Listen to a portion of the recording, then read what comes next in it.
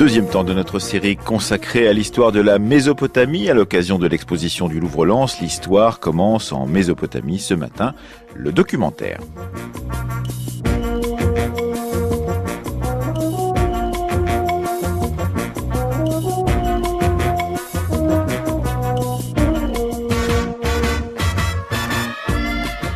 Après avoir visité hier l'exposition du Louvre-Lens et avant demain de vous raconter l'aventure des inventeurs de l'assyriologie au XIXe siècle et jeudi de tenter de comprendre les liens entre les empires mésopotamiens et l'Égypte des pharaons, nous allons ce matin suivre les pas du père de l'histoire, Hérodote, à Babylone.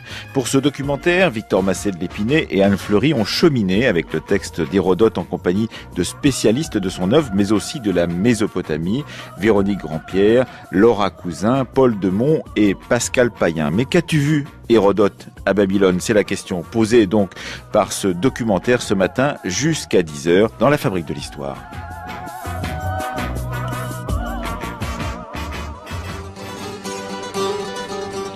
Pendant qu'Arpage ravageait les pays de l'Asie inférieure, Cyrus en personne ravageait ceux de la Haute-Asie, soumettant tous les peuples sans en omettre aucun. Nous passerons sous silence le plus grand nombre d'entre eux, mais nous ferons mention de ceux qui lui donnèrent le plus de peine et méritent le mieux qu'on en parle. Quand Cyrus eut rangé sous sa domination la totalité du continent, il attaqua les Assyriens. Il y a sans doute en Assyrie beaucoup de villes importantes, mais la plus renommée et la plus forte, celle où depuis la destruction de Ninive, le pouvoir royal avait son siège, était Babylone.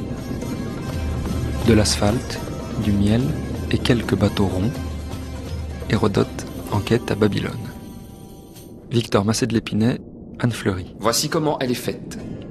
C'est pas si fréquent d'avoir une description de ville chez Hérodote. Et s'il la décrit, c'est justement parce qu'elle est extraordinaire. Et d'emblée, il dit qu'elle était ornée, organisée, ordonnée, comme aucune autre ville à notre connaissance. Donc c'est cela qui l'intéresse dans cette ville. Et son cosmos, son ordre, sa beauté, son organisation. Et cette organisation, c'est ce qu'il va décrire en détail, elle repose à la fois sur des techniques et aussi sur des agalmata, c'est-à-dire des splendeurs, des merveilles à caractère religieux souvent. Ce qui l'intéresse, ce sont les événements qui sont advenus du point de vue des hommes. Et il ajoute un petit peu plus loin, Grecs et barbares compris ensemble. Le récit sur Babylone n'est peut-être pas le plus important, en tout cas il ne l'est pas en quantité. Il est situé au début du livre 1. Or, cette œuvre, elle nous a été conservée, elle a été découpée en 9 livres lors de son passage dans la bibliothèque d'Alexandrie. Donc on est vraiment au tout début de l'œuvre. Alors pour moi, ces 15 pages, c'est plutôt le regard d'un grec sur la civilisation babylonienne, sur la civilisation perse, sur ce qu'il considère comme un peu étrange, un peu barbare, tout en étant extrêmement intéressant.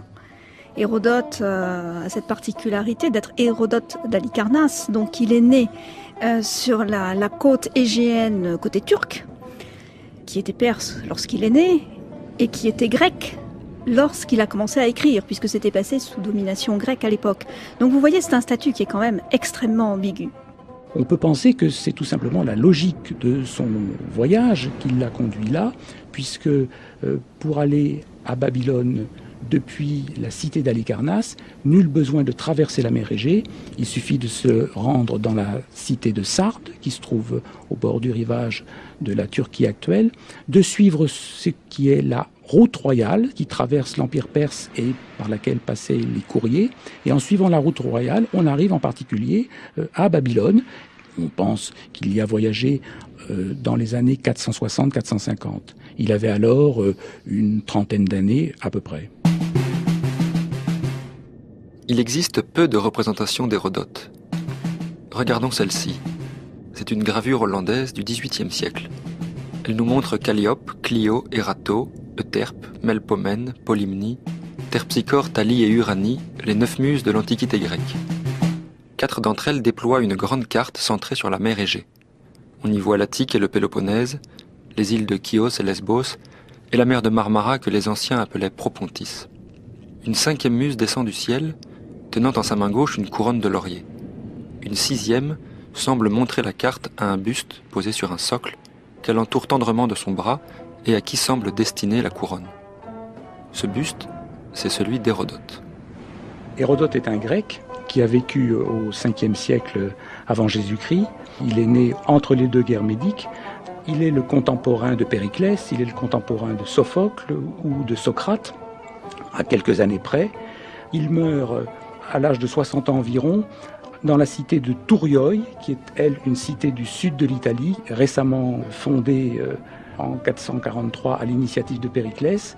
Dans la cité de Tourioi, il passe la dernière partie de sa vie et on pense qu'il meurt dans les années 425. C'est en tout cas à Tourioi qu'il met au point la rédaction définitive de son œuvre, écrite dans la dernière partie de sa vie, et en un dialecte grec ancien que l'on appelle le dialecte ionien. Du point de vue des Grecs, les guerres médiques ont constitué un événement majeur de leur histoire. Du point de vue perse, probablement un événement beaucoup moindre.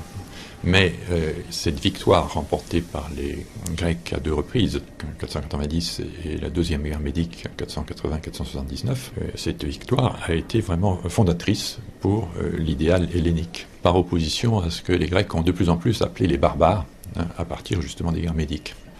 Hérodote, qui écrit vraisemblablement dans les 60 ans qui ont suivi, participe de cette construction de l'idéal hellénique, en particulier autour de la notion de liberté, en opposant le régime de liberté qu'est la Grèce, Athènes et Sparte, en un certain sens confondus, au régime de servitude qu'est la Perse. Et en bas à droite de cette gravure, comme jetés là, divers objets et rouleaux de parchemin collectés par Hérodote au long de ses pérégrinations. On distingue pêle-mêle une tête de cheval, un lion casqué et ailé, une sorte de dragon, et bien sûr une sculpture égyptienne ornée de hiéroglyphes. En haut à gauche, à l'horizon, sous les nuages, une grande ville ceinte de hautes murailles et surplombée d'une haute tour, Babylone. Babylone, ville rêvée, mythifiée, fantasmée. Hérodote nous y emmène. Laissons-nous guider par celui que Cicéron a surnommé le père de l'histoire, mais qui, nous le verrons, est tout autant ethnographe, géographe, anthropologue et voyageur.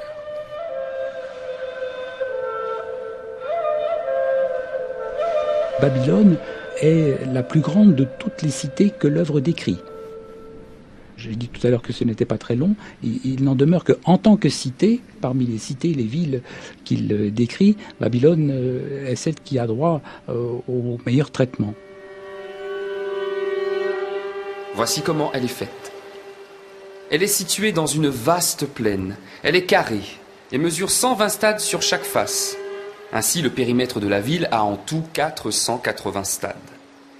Telle étant l'étendue de l'agglomération urbaine de Babylone, sa belle ordonnance n'avait d'égal dans aucune autre ville que nous connaissions. D'abord, tout autour d'elle court un fossé profond et large, plein d'eau.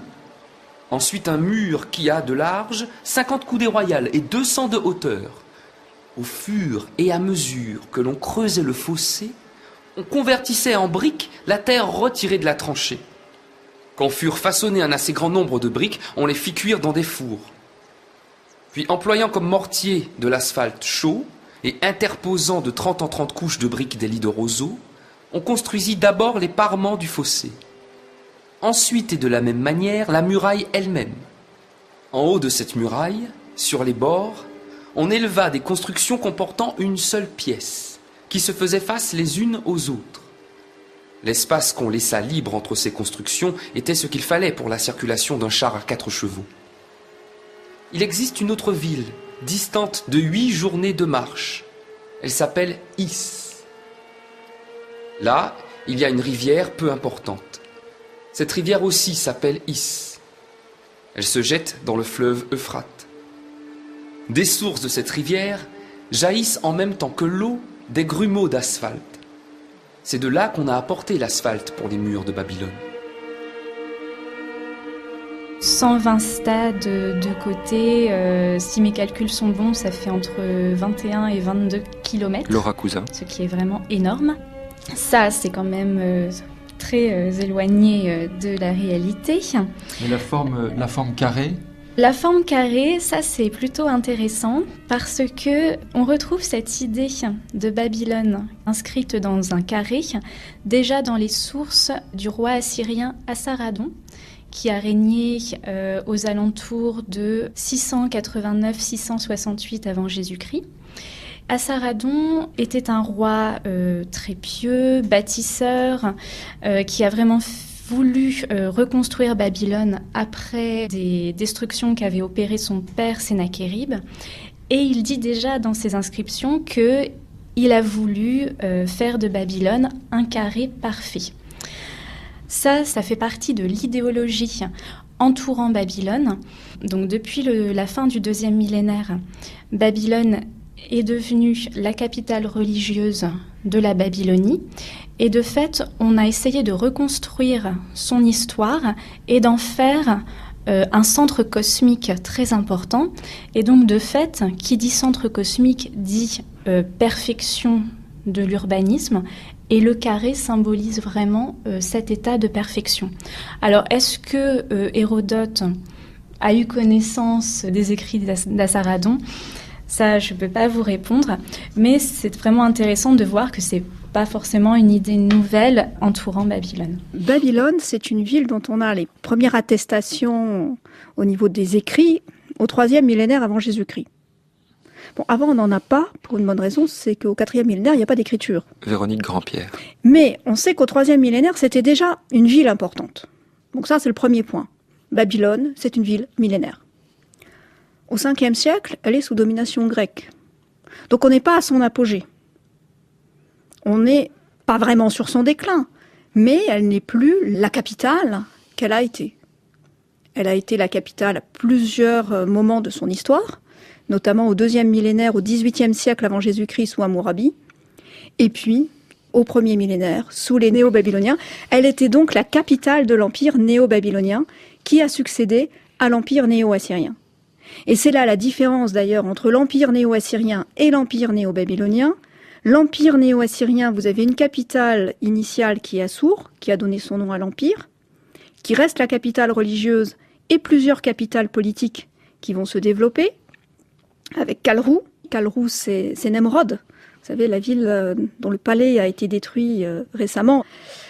Vous avez une deuxième capitale qui est Dur-Sharrukin, Khorsabat, celle dont vous avez les bas-reliefs qui se trouvent au Louvre. Et puis vous avez une autre capitale, la dernière capitale, Ninive. Ninive qui est censée être au moment de l'empire néo-assyrien la plus grande ville du monde. Et les néo-babyloniens arrivent après. Eux, ils n'ont qu'une seule capitale, ils ne vont pas mettre 5 ou 6 capitales, ce sera toujours la même. Et donc ils vont faire de Babylone la plus grande ville du monde, une ville plus grande encore que Ninive. Cet apogée de l'empire néo-babylonien, c'est le 6e siècle avant Jésus-Christ, avec les règnes en particulier de Nabopolassar et de Nabuchodonosor II. Surtout Nabuchodonosor II, en raison d'une source que beaucoup de gens connaissent, bien évidemment, la Bible.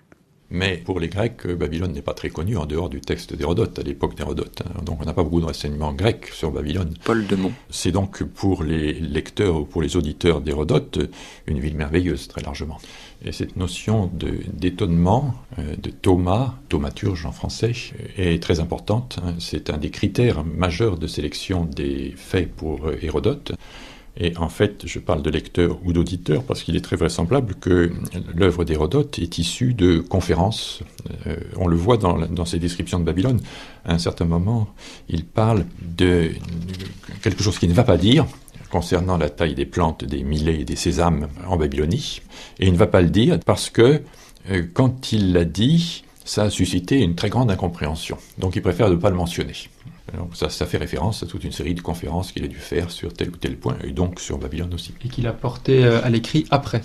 Et qui ont donc été rédigés petit à petit, probablement, et réunis ensuite après, car l'œuvre est tout de même assez largement bien charpentée, même si elle est divisée en 2 grandes parties, plutôt l'une consacrée à l'expansion de l'Empire perse, et à la description d'un très grand nombre de peuples à cette occasion, et l'autre aux guerres médiques. La muraille dont je viens de parler est la cuirasse de la ville. À l'intérieur court une autre muraille qui n'est guère moins puissante que la première, mais plus étroite. Et dans chacune des 2 parties de la ville, il y avait un groupe central fortifié, Dans l'une, la résidence royale entourée d'une enceinte grande et forte. Dans l'autre, le sanctuaire aux portes d'airain de Zeus Bellos. Ce sanctuaire existait encore de mon temps. Il forme un carré de 2 stades sur toutes ses faces. Au milieu du sanctuaire est bâtie une tour massive, longue et large d'un stade. Sur cette tour se dresse une autre tour. Sur celle-ci, de nouveau une autre, jusqu'à 8 tours. La rampe qui y monte est construite extérieurement en spirale autour de toutes les tours. Vers son milieu, on trouve une station et des sièges pour se reposer, où ceux qui montent s'asseyent et se délassent. Alors, il parle effectivement de Zeus Bellos. Le dieu principal est Polyade, c'est-à-dire rattaché à la ville de Babylone, s'appelle Marduk, qui est également parfois appelé Bel, qui signifie en akkadien le seigneur, donc qui désigne le dieu principal et le plus puissant du Panthéon. Donc il décrit un temple vraiment colossal de 2 stades sur 2. Ce qu'il faut savoir, c'est que le complexe qui accueillait le dieu Marduk faisait quand même 20 hectares, donc vraiment une part très conséquente de la ville. Et Hérodote s'attache surtout à la ziggourate, cette tour à étages. Ce qui est vraiment intéressant, c'est qu'on a retrouvé une stèle qui appartient à un collectionneur danois, Monsieur Skøyen. Et sur cette stèle, on voit représenter d'un côté le roi Nabuchodonosor. Juste à côté de lui se trouve la ziggourate, qui est composée, on le voit, de 6 étages et d'un temple sommital. Ce document est vraiment très précieux parce que c'est vraiment la seule représentation que l'on ait de ce que pouvait être la ziggourate à l'époque de Nabuchodonosor. Et voilà qu'Hérodote nous décrit une grande tour, et c'est, Véronique Grandpierre, la tour de Babel. C'est bien celle-là. Si on veut. C'est la tour de Babylone. Est-ce la tour de Babel ? Vraisemblablement oui, puisque c'est elle qui a inspiré les rédacteurs de la Bible. Est-ce qu'on va lui donner toute la signification biblique et la signification hellénistique de cette tour ? Non. Effectivement, c'est le temple principal de la ville. Attention, on est chez des polythéistes, donc ça n'est pas le seul temple. On a 43 temples dans la ville de Babylone. Mais c'est le principal temple, celui par lequel on arrive par une voie processionnelle extraordinaire, très large, pavée, etc., etc. Et vous avez en fait un complexe qui est divisé en 2. Vous avez un temple au ras du sol, et vous avez la ziggourate, c'est-à-dire cette tour à étages de base carrée, et qui est une tour à étages pleine. C'est-à-dire que c'est pas creux comme les pyramides. Et avec un escalier circulaire extérieur. Ah, l'escalier circulaire extérieur, c'est extraordinaire. Ça a donné beaucoup, ça a inspiré beaucoup les peintres, notamment Bruegel, bien évidemment. Ça donne l'idée de vie sans fin, de choses qui n'a pas de fin entre la terre, de choses démesurées, la terre et le ciel. Mais non. Toutes les sources que nous avons, que ce soit les fouilles, que ce soit les représentations de la tour sur les tablettes, que ce soit les exercices mathématiques pour savoir combien il faut de briques pour monter, en combien de temps va le monter, la hauteur, etc. Parce que ça a aussi permis de faire quelques petits exercices de mathématiques pour les écoliers. Non. La tour est carrée et l'escalier... Alors, il y a plusieurs représentations possibles de cet escalier, mais on sait au moins qu'il y a un escalier qui était perpendiculaire à l'un des côtés. Comme une rampe, en fait. Dans la dernière tour, il y a un grand temple. Dans ce temple, un grand lit garni de belles couvertures. Et auprès de ce lit, une table d'or. Aucune statue de divinité n'est placée en ce lieu, et aucun être humain n'y passe la nuit, si ce n'est une seule femme du pays que le Dieu a choisie entre toutes, à ce que disent les Chaldéens qui sont les prêtres de ce Dieu. Ces mêmes Chaldéens disent, et pour ma part je ne puis croire ce qu'ils disent, que le Dieu en personne vient dans le temple et repose sur le lit. Apparemment, Hérodote ne veut pas confiance dans ce qu'il dit. Donc quelque chose qui pourrait entraîner de l'apistiet, en quoi on n'aurait pas confiance dans son récit, il préfère ne pas le dire. Ici, il dit qu'il ne croit pas à cette histoire, mais il dit immédiatement après que si c'était vrai, ce serait comme à Thèbes, dans le temple de Zeus thébain en Égypte. hein.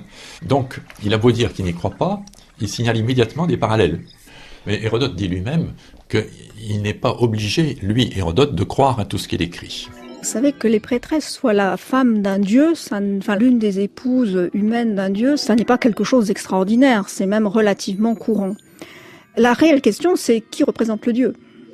Et que fait-on en haut de cette tour ? Alors, Hérodote n'en dit pas grand-chose, d'autres auteurs en disent beaucoup plus, et l'imagination est très fertile en ce domaine, surtout que habituellement on place ça au moment du Nouvel An, la cérémonie du Nouvel An et de ce qu'on appelle le mariage sacré, la prostitution sacrée, etc., etc., etc.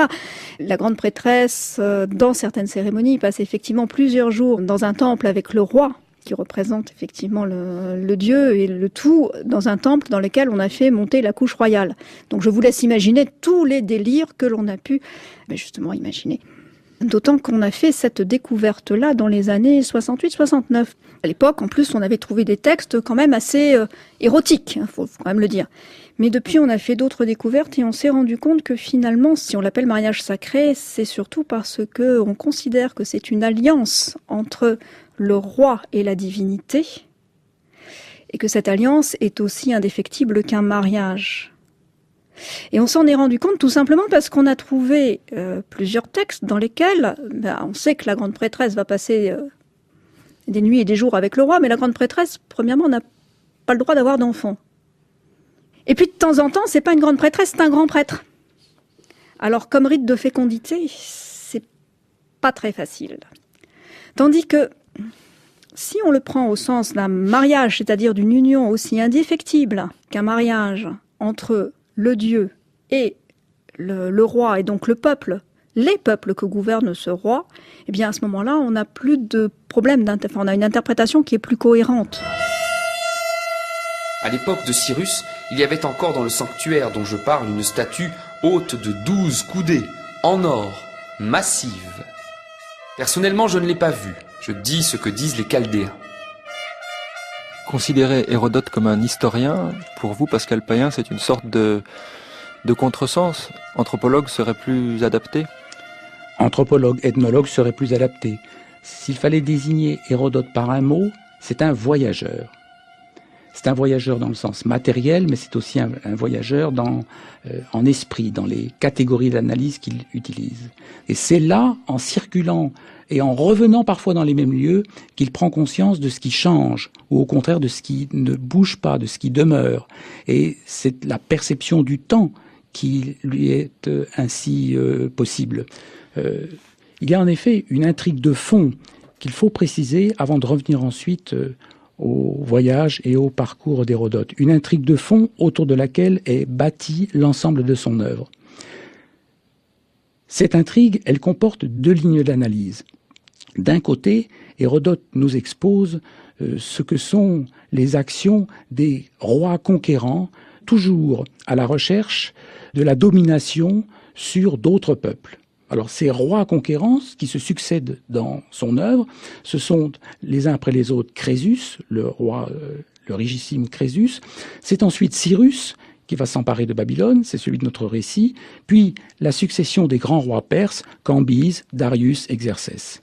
Cette trame narrative-là, elle est celle classique en quelque sorte des rois conquérants, de leurs méfaits, des destructions qu'ils opèrent à des peuples qui ne leur demandaient rien. Et puis, il y a une autre ligne principale dans l'intrigue d'Hérodote, c'est la ligne des résistants, de ceux qui s'opposent à ces rois conquérants. Chaque fois, en effet, qu'un roi conquérant, et c'est vrai pour le récit babylonien de Cyrus, entreprend de conquérir un autre peuple, Hérodote bloque la narration et presque dès la première phrase, il passe à un autre sujet. Ce sujet, c'est la longue description du pays, des coutumes, des peuples visés par la conquête. Durant toute la première partie de l'œuvre, durant les 2 premiers tiers de l'œuvre, les livres 1 à 6, ce sont ces longues descriptions de coutumes qui occupent le devant de la narration sans aucune hésitation possible. Et puis, ces premiers historiens, et lui le tout premier, il ne cesse de dire que tout ce qu'ils recueillent, eh bien, ils vont le mettre dans l'écrit. L'affirmation à la première personne grapho, c'est-à-dire j'écris, je mets par écrit, est absolument fondamental et caractéristique de leur méthode. L'écrit est la ressource la plus fiable pour garder mémoire de tout ce qu'il observe, de tout ce qu'il voit. Les enquêtes d'Hérodote, prologue. Hérodote de Tourioï expose ici ses recherches pour empêcher que ce qu'ont fait les hommes avec le temps ne s'efface de la mémoire et que de grands et merveilleux exploits accomplis tant par les barbares que par les Grecs ne cessent d'être renommés. En particulier ce qui fut cause que Grecs et barbares entrèrent en guerre les uns contre les autres. Je ne vais pas prononcer à propos de ces événements qu'il en fût ou ainsi ou d'une autre façon.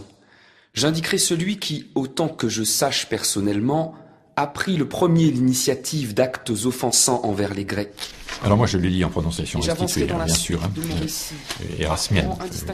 Il y a d'ailleurs quelques efforts maintenant de nos jours pour essayer de retrouver une prononciation plus fidèle. Par exemple, Hérodote Touriou, le θ de Touriou, c'est un θ, donc en principe c'est t, avec une aspiration. Hérodote Touriou, histories apodexis ede, os mete ta genomenai anthropon to chrono ex itela genetai, mete erga megalate kai tomasta, tamen ellesita de barbaroussi apodectenta, aclea genetai, tateala kai dien haïtien et polémesan alleloïsine.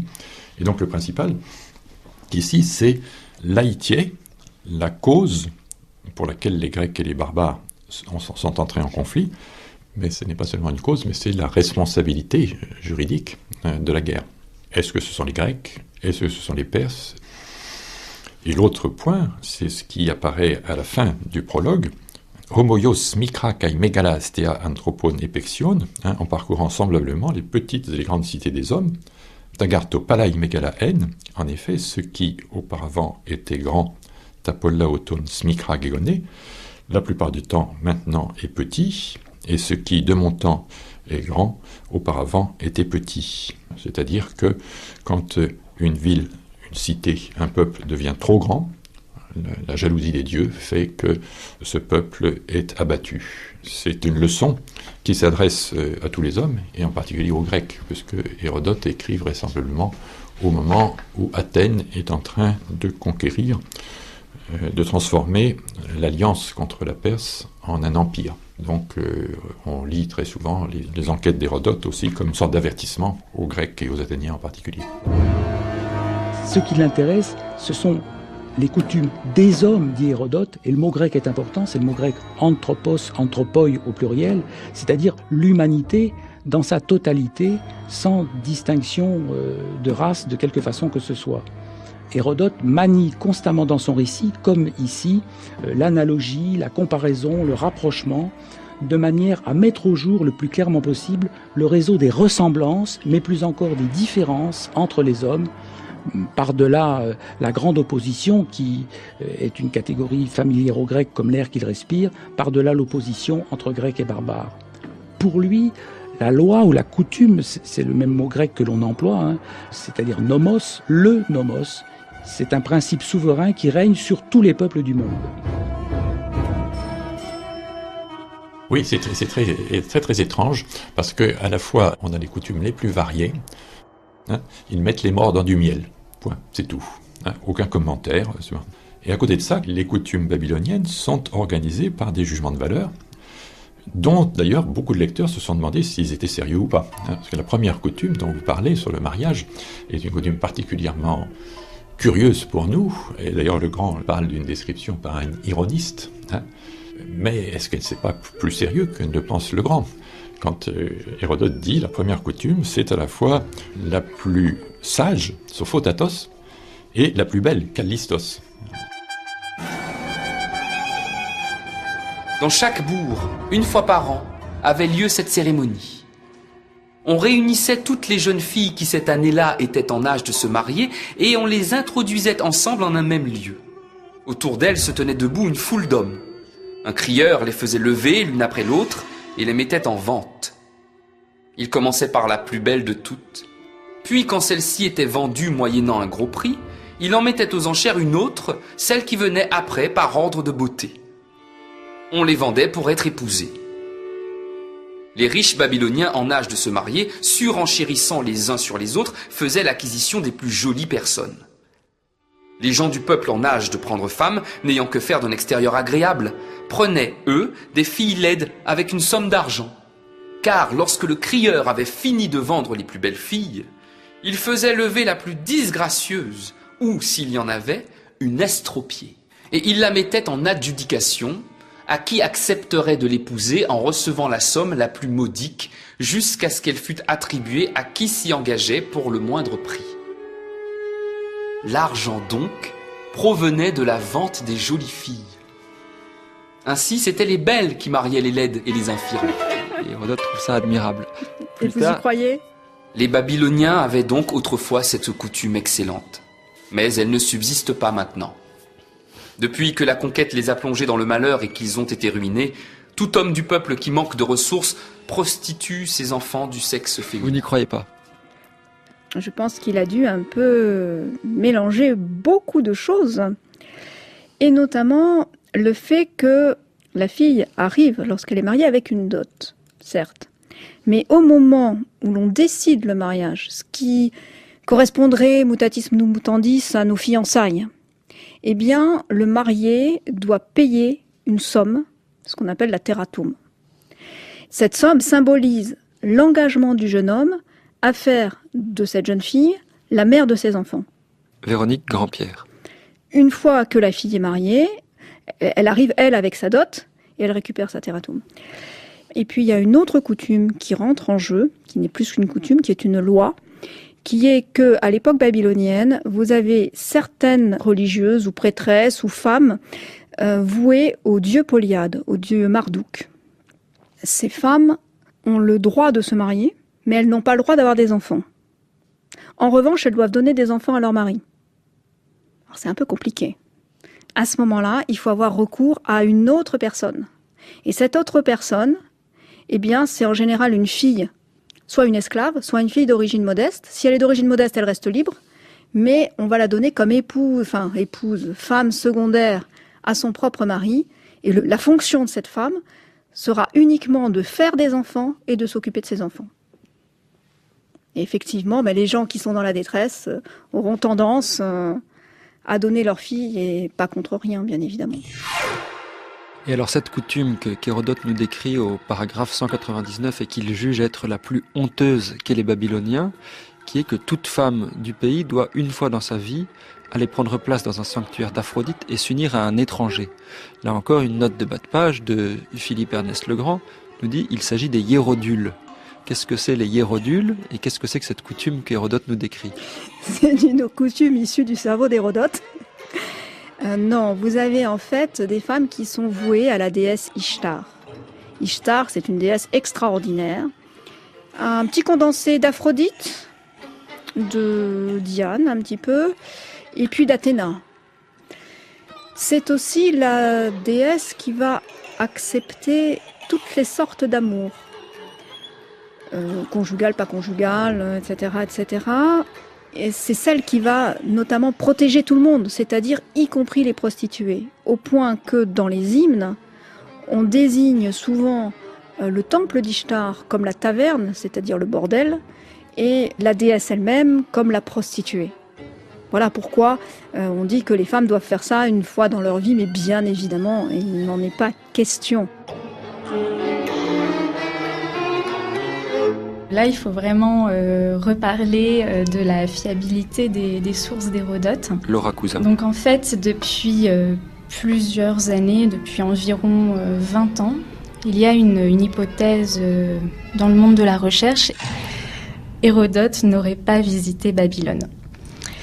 On pense qu'il aurait glané ces informations, soit par des communautés grecques qui vivaient en Babylonie, qui méconnaissaient la langue locale et donc lui auraient donné des informations faussées, soit il aurait aussi pu avoir ces informations par peut-être des habitants de la côte levantine, peut-être des Phéniciens qui pouvaient faire des voyages entre le Proche-Orient et la Grèce. Donc de fait, tout ça, c'est vraiment un problème dans les écrits d'Hérodote. Est-ce que Hérodote est allé à Babylone pour vous, Paul de Mont. Est-ce que c'est important de le savoir ? J'avoue que moi, j'en sais rien. Vous savez, je suis plutôt un littéraire, moi, qu'un historien. Donc, je suis émerveillé, que c'est exactement ce qu'Hérodote voulait faire, hein, émerveiller son lecteur, et je me laisse émerveiller, mais je ne sais pas du tout s'il est allé. Hérodote donne des renseignements très précis sur la topographie de Babylone, qui sont ceux de quelqu'un qui n'a pas enregistré ses souvenirs tout de suite, mais qui a dû attendre parfois longtemps avant de dicter à des secrétaires le contenu de ses voyages. Donc il y a entre le moment où Hérodote a vu et le moment où il a composé son œuvre tout un ensemble d'intermédiaires, parfois aussi plusieurs décennies d'une vie, qui font qu'on ne doit pas forcément manifester à l'égard d'Hérodote une exigence factuelle trop poussée qui tendrait à prouver qu'il n'a pas vu ceci ou qu'il n'a pas vu cela. Comme vêtements, ils portent une tunique de lin tombant jusqu'aux pieds. Il y a parmi eux 3 clans. Par-dessus cette tunique, ils en passent une autre de laine et s'enveloppent d'un léger manteau blanc. On donne au bateau une forme ronde, comme celle d'un bouclier. Alors, sur les habits, c'est quand même très flou. Qu'on soit habillé de lin et de laine, je dirais encore maintenant, vous pouvez porter des habits de lin et de laine, ça ne va pas vous dire grand-chose. Sur les bateaux qui sont des bateaux ronds, on a plusieurs types de bateaux et effectivement, ça peut correspondre. Sur les us et coutumes intrinsèques aux relations matrimoniales, c'est pour le moins curieux, mais Hérodote ne dit pas l'avoir vu. Il dit qu'on lui a dit que, et que justement il ne l'a pas vu parce que ça fait bien longtemps que cela n'existe plus. Ils mettent leurs morts dans du miel. Et leurs lamentations sont à peu près les mêmes que celles des Égyptiens. Toutes les fois qu'un mari babylonien s'étudie à sa femme, il fait brûler des parfums et s'assied à côté. La femme en fait autant d'autre part. À l'aube, tous les deux se lavent et ils ne toucheront à aucun vase avant de s'être lavés. Cette même pratique existe aussi chez les Arabes. On a trouvé souvent une unité dans l'appréhension par Hérodote de l'altérité. Par exemple, c'est le livre célèbre de François Hartog sur le miroir d'Hérodote. L'altérité, c'est en fait une figure inversée de soi-même. Paul de Mont. Quand Hérodote décrit les coutumes des Égyptiens, eh bien, on peut lire en creux, finalement, les coutumes grecques, c'est l'inverse. Et simplement, les coutumes grecques sont transposées comme si c'était celles de l'ensemble de l'humanité. Néanmoins, il y a une énorme diversité, parce qu'il y a aussi un très grand nombre d'observations ou de rapports d'observation qui n'entrent pas très bien dans ce cadre du regard grec. D'ailleurs, c'est ce qui a permis un certain nombre de découvertes archéologiques, justement, sur les bateaux, par exemple, qui descendent un fleuve trop rapide pour qu'ils puissent le remonter, les ânes qui servent ensuite à remonter le produit de la vente. C'est quelque chose qui surprend énormément Hérodote parce qu'il ne trouve rien de tel en Grèce, qui le surprend comme une sorte d'invention. On est dans une époque où les Grecs étaient fascinés par les inventions. Ils cherchaient d'ailleurs à savoir qui était toujours le premier à avoir inventé telle ou telle chose, la médecine, à avoir inventé la géographie, inventé ceci, cela. Et Hérodote cherche, dans cette description de Babylone, tout ce qui a pu être inventé. Et plus l'invention est extraordinaire, plus ça l'intéresse. Et quand c'est une femme qui fait l'invention, c'est encore mieux. Tel étant, Babylone a sans doute eu beaucoup de rois, dont je parlerai dans l'histoire d'Assyrie, et qui embellirent murailles et sanctuaires. Parmi ces souverains figurent en particulier 2 femmes. Celle qui régna la première, 5 générations avant la plus récente, s'appelait Sémiramis. Elle fit exécuter dans les plaines des levées de terre qui méritent d'être vues. Auparavant, le fleuve submergeait couramment la plaine tout entière. La reine qui vint après elle s'appelait Nitocris. Plus avisée que celle qui l'avait précédée, elle laissa des monuments dont je vais faire la description. Et voyant que les Mèdes, devenus puissants, ne pouvaient demeurer en paix, elle prit contre eux autant de précautions qu'elle put. D'abord, le fleuve Euphrate, qui coule par le milieu de Babylone, de droit qu'il était, fut par elle rendu sinueux. Bien loin en amont de Babylone, elle fit creuser, latéralement au fleuve et à petite distance, un bassin pour un étang. En surface, elle donna à ce bassin un pourtour de 420 stades, et elle employa la terre qu'on retirait des fouilles en la répandant le long des berges du fleuve. Elle exécuta ces 2 travaux, rendre le fleuve sinueux, déblayer un espace qui fut tout marécage, pour que le courant de l'Euphrate se brisant en multiples courbes, devint plus lent, et qu'on dut, à la suite des trajets en bateau, faire une longue marche pour contourner l'étang. Elle voulait empêcher que les Mèdes, en fréquentant le pays, ne prissent connaissance de ses affaires. Sémiramis et Nitocris Véronique Grandpierre. n'ont pas existé en tant que telles. Vous avez deux femmes, effectivement, qui ont été inspirées par des reines qui ont vraiment existé. Ces reines ne sont pas babyloniennes. Les reines qui ont existé étaient des reines assyriennes. Et effectivement, chacune des deux a fait énormément de choses, pas forcément pour Babylone, mais en tout cas pour leur mari, leur fils et leur petit-fils.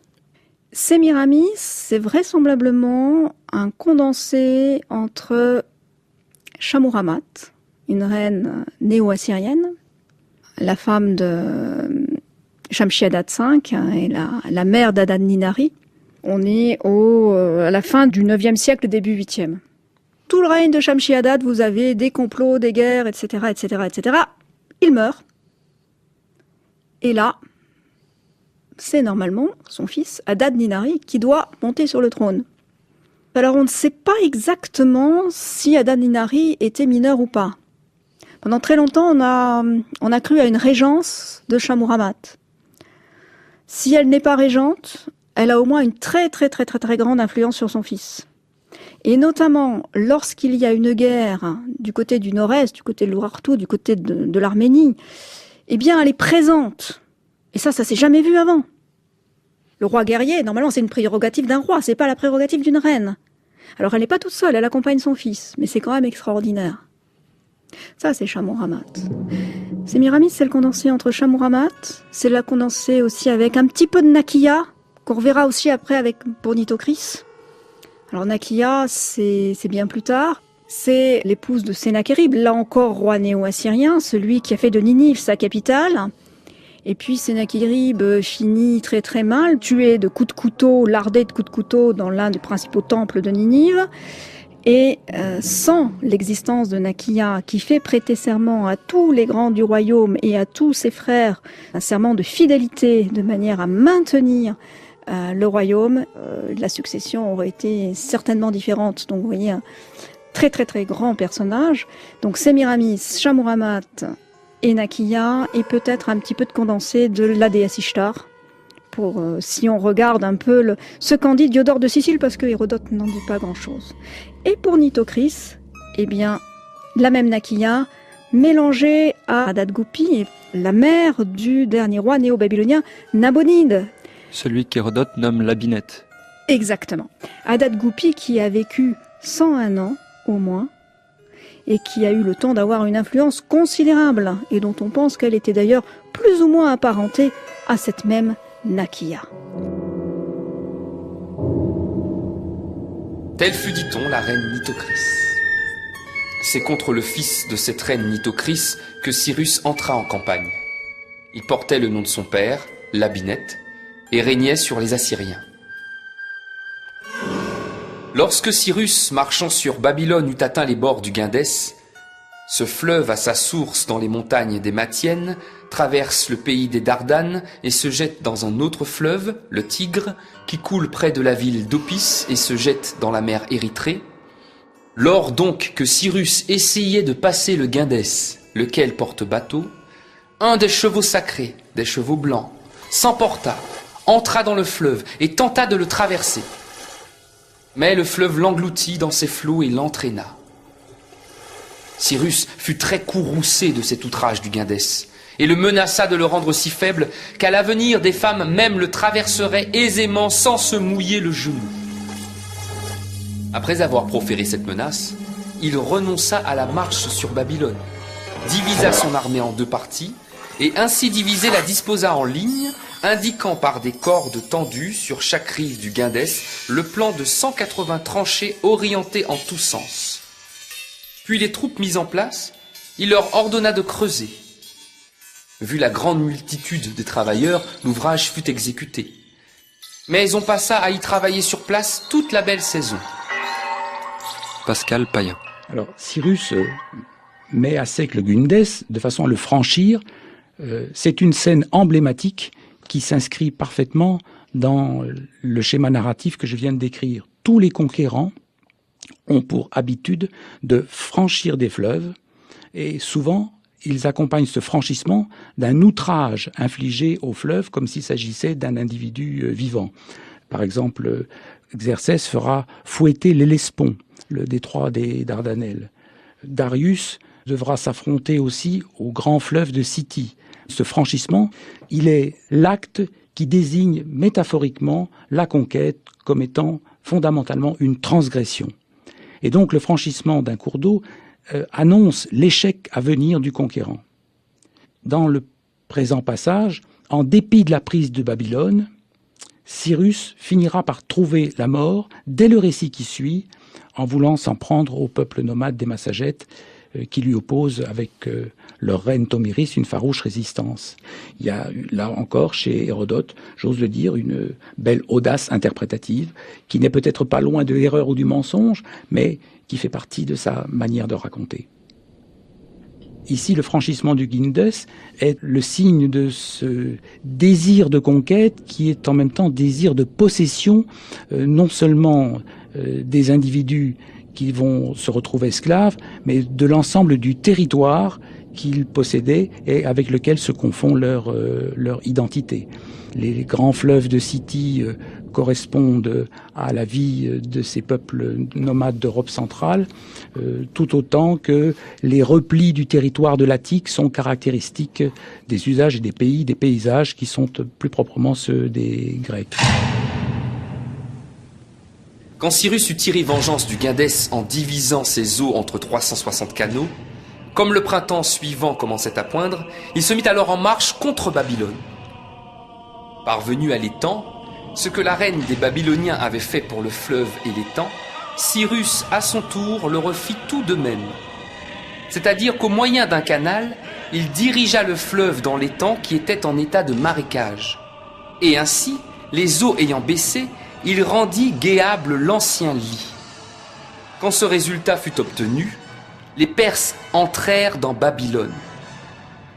À cause de la grande étendue de la ville, racontent les gens du pays, les quartiers de la périphérie étaient déjà au pouvoir de l'ennemi, que les Babyloniens habitant les quartiers du centre ne se rendaient pas compte qu'ils étaient pris. Comme il se trouvait que c'était pour eux un jour de fête, ils dansaient pendant ce temps et se livraient au plaisir, jusqu'à l'heure où ils apprirent enfin, et trop bien, la nouvelle. C'est de la sorte que Babylone fut prise alors pour la première fois.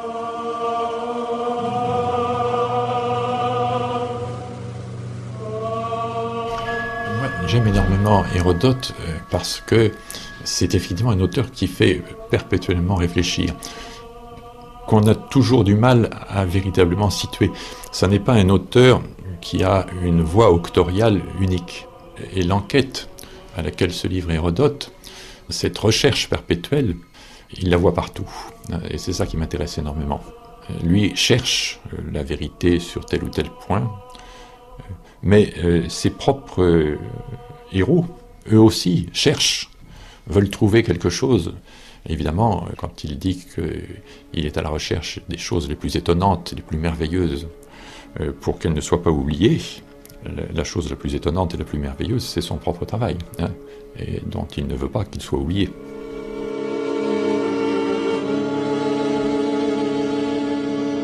Le pays d'Assyrie reçoit peu de pluie. Il n'en va pas comme en Égypte, où le fleuve monte de lui-même dans les champs cultivés. L'arrosage se fait à la main ou avec des machines élévatoires. Car la Babylonie entière, comme l'Égypte, est coupée de canaux. Le plus grand de ces canaux porte bateau, et venant de l'Euphrate, il aboutit à un autre fleuve, le Tigre, sur les bords duquel était construite la ville de Ninive. Ce pays, entre tous ceux que nous connaissons, est de beaucoup le plus propre à la production des céréales.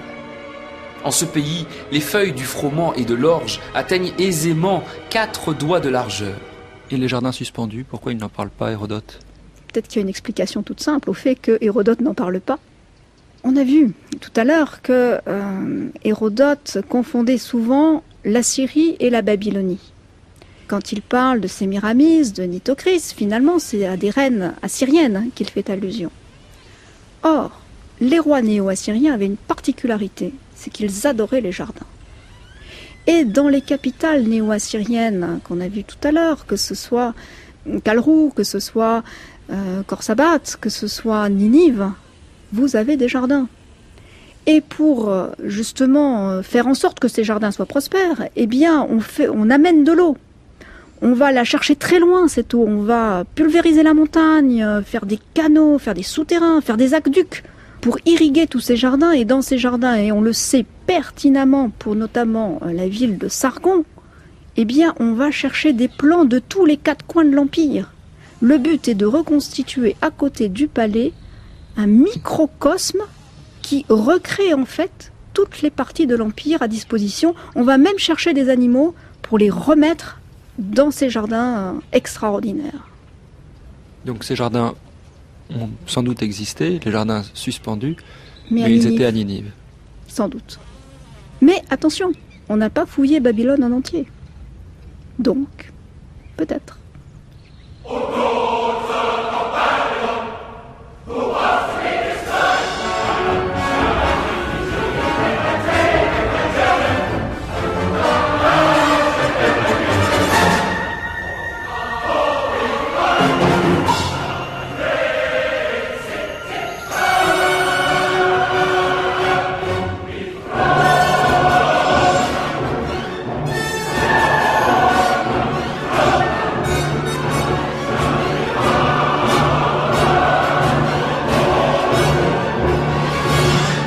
Merci à Véronique Grandpierre, Laura Cousin, Paul Demont et Pascal Payen.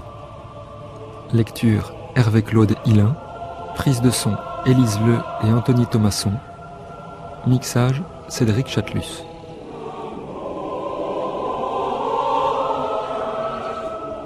De l'asphalte, du miel et quelques bateaux ronds, Hérodote enquête à Babylone. Un documentaire de Victor Massé-de-L'Épinay et Anne Fleury.